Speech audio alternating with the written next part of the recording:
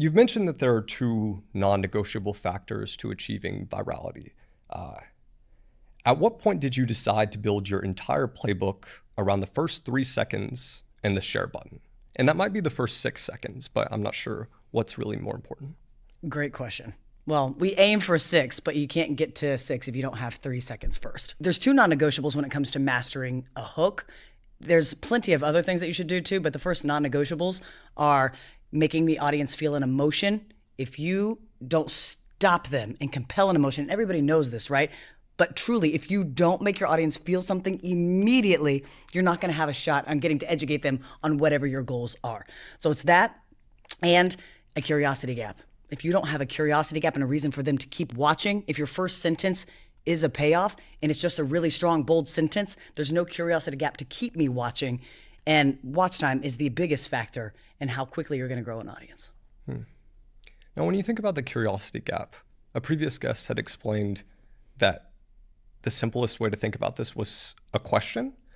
How many questions do you try to present in that 3-second hook? Are there too many things that someone can have questions for in their mind? Is there like a perfect amount? Is it 2 or 3? Like, how do you think about this? When it comes to crafting a hook, sensory overload is a very real thing where a confused brain will scroll, but a curious one will stick around. And sometimes that's a very thin line between what the heck is going on, I'm out of here, and what the heck is going on, I have to see where this goes. And if you can learn to master the latter, that's where good creators cross the bridge into becoming the best creators in the world. So if you were going to film a video, give me an example of a hook you did in the past that performed well, and maybe like what things you were intentionally trying to make people curious about. Go to any video that you would actually watch and look at your own behavior. They all have a curiosity gap to answer some question in our brains.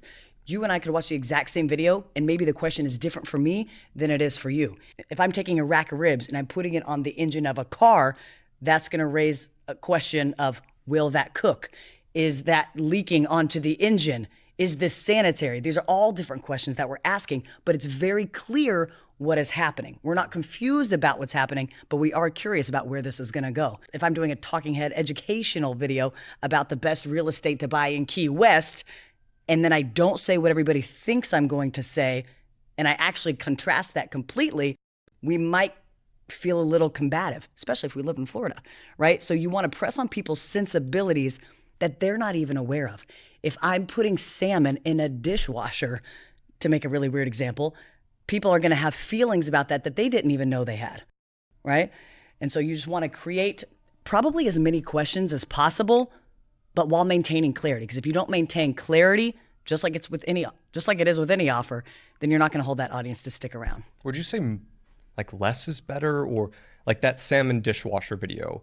If the person behind the camera had, I don't know, a really crazy voice, and then there was a clown in the background, and then there was some really weird decoration that said a controversial phrase that you could see kind of in the background. Like, what's like too much, or do you just try to do as much as possible? That's too much.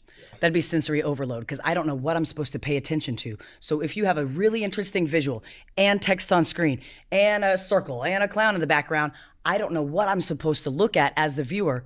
I have a confused brain, so I will scroll rather than letting that very clear visual lead with maybe a strong text overlay that's pre-framing the audience what to believe. So would you say 2 or 3 things max is probably good? Max.